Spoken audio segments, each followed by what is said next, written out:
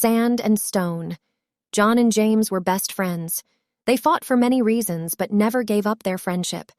They went in search of a job and visited many places to earn some money. They passed through various places, villages, towns, forests, and beaches. They supported each other throughout their journey.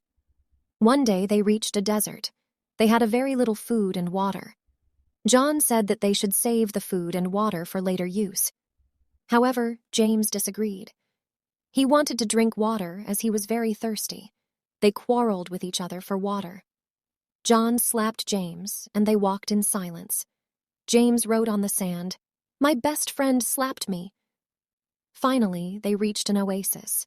They were very happy and had a lot of fun in the water. While they both were bathing, James was a bit careless and began to drown.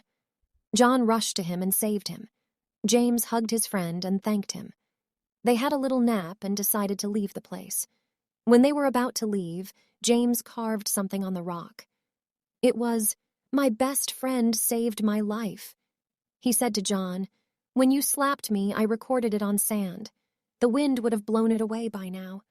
However, when you saved my life, I recorded it on rock. It will remain there forever."